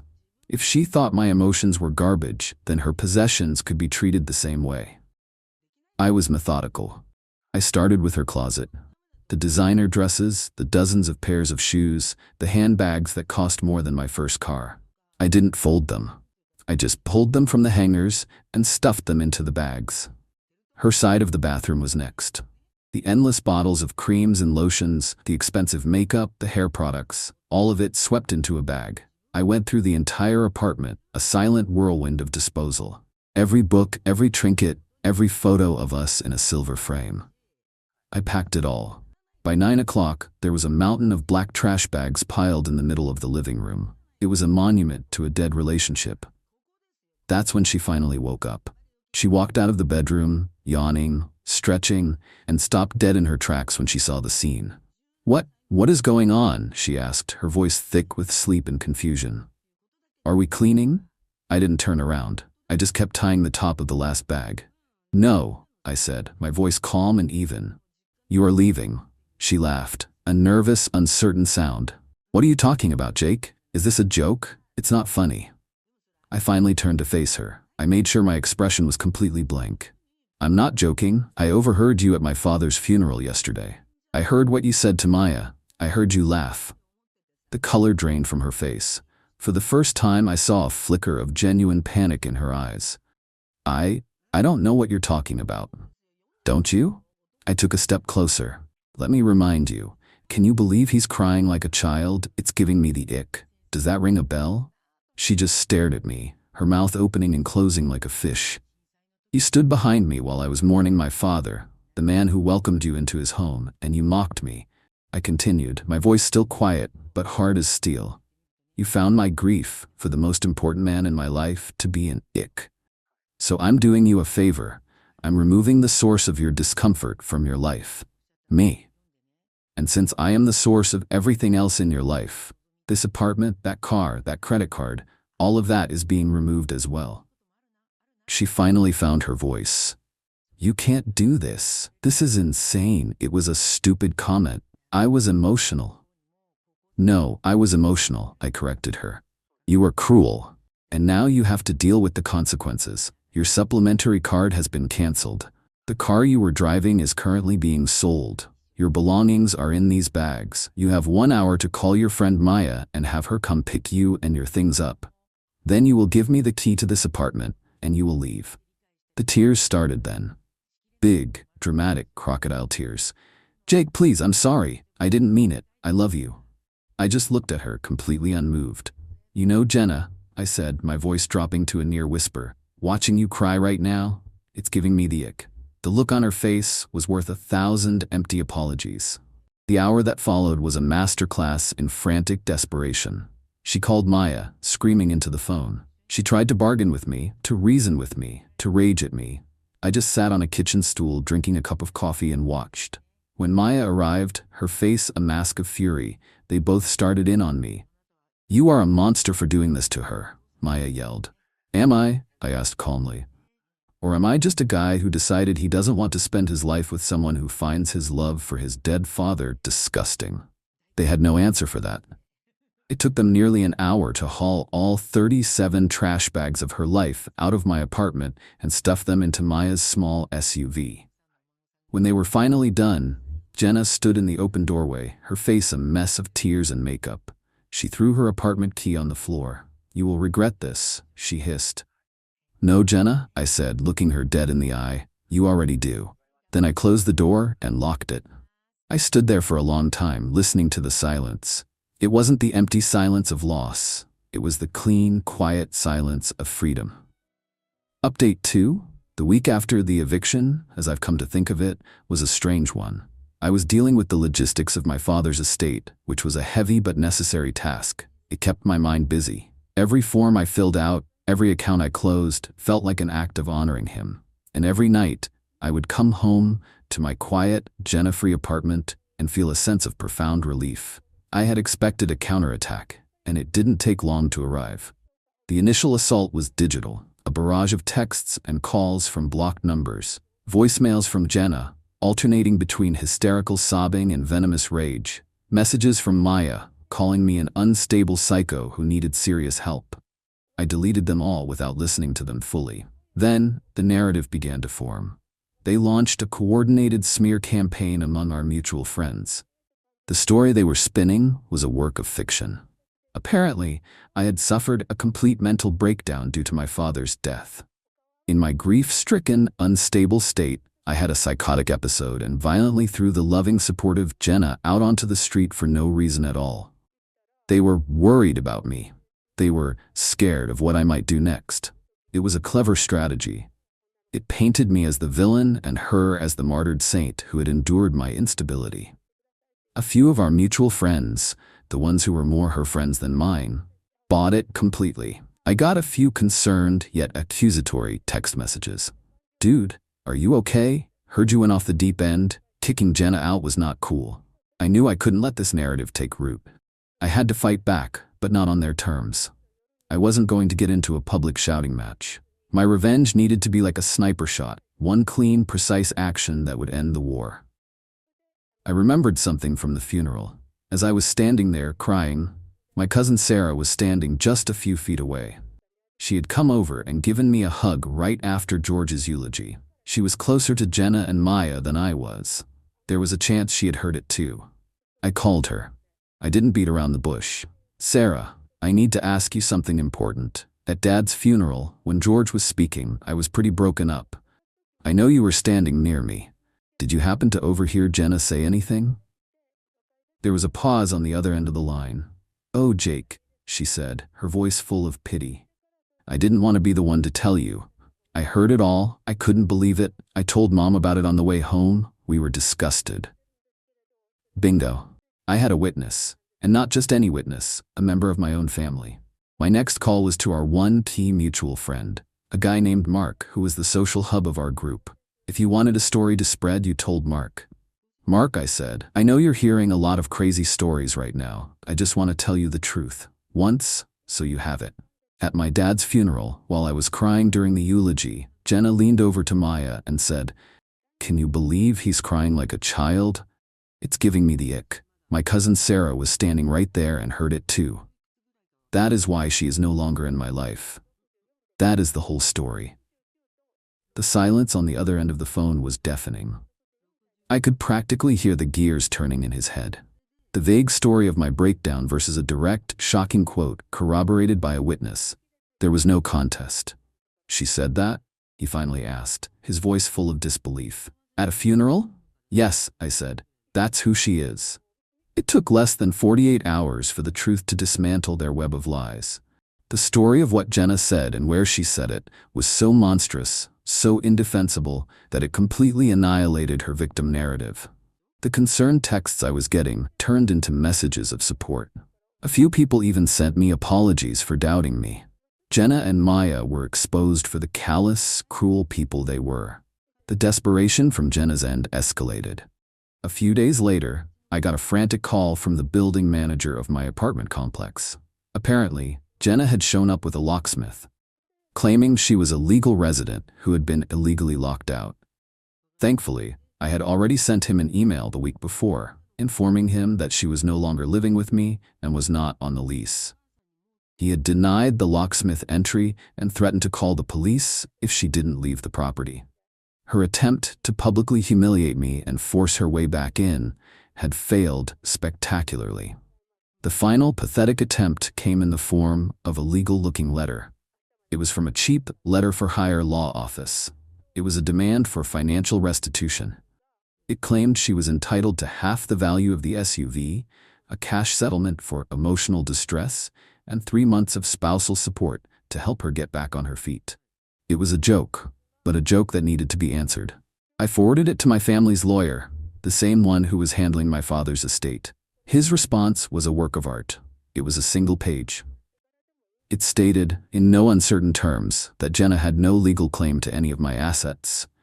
It reminded her that she was a guest in my home, not a legal tenant. It then included a formal invoice for $1,500, the cost of her portion of the rent and utilities for the final month she lived in my apartment, which she had not paid. The letter concluded by saying that we would be happy to waive the invoice in exchange for her ceasing all further contact. But if she chose to pursue her baseless legal claims, we would aggressively countersue for that amount, plus all associated legal fees. The silence that followed was absolute. The war was over. I had won. Final update. It's been 6 months. The leaves have turned, fallen, and the first snow is on the ground. The sharp edges of the grief for my father have softened, replaced by a warm, enduring sense of his presence in my life. The drama with Jenna feels like it happened to someone else in another lifetime. Life, as it turns out, goes on, and it gets better. So much better. I never heard from Jenna or her lawyer again after that final letter. The invoice was, unsurprisingly, never paid. But the harassment stopped. That was payment enough. I heard about her life in bits and pieces, through the grapevine of old mutual friends. Her downfall was not swift and dramatic. It was a slow, quiet, and pathetic collapse. After wearing out her welcome on Maya's couch in less than a month, she had no choice but to move back in with her parents. The independent, sophisticated life she had built for herself was revealed to be a fragile facade, held up entirely by my income and my stability. She had to get a job, a low-level administrative position that paid a fraction of what she was used to spending on a single shopping trip. The new SUV was gone, replaced by an old, beat-up sedan her parents gave her. The brunches, the salons, the designer clothes, all gone. Her social life withered. Maya and her other friends, the ones who enabled her cruelty, slowly drifted away. They were attracted to the lifestyle she had with me. When the lifestyle disappeared, so did they. The irony is almost poetic. The woman who found real emotion icky is now living a life devoid of any real joy or substance. She is trapped in a state of perpetual dissatisfaction, a prisoner of the superficial values she held so dear. Her life is, by her own definition, one giant ick. As for me, I've been rebuilding. I sold my apartment in the city and bought a small house with a bit of land, the kind of place my dad always dreamed of having. I've been spending my weekends working on it, getting my hands dirty, building something real and lasting.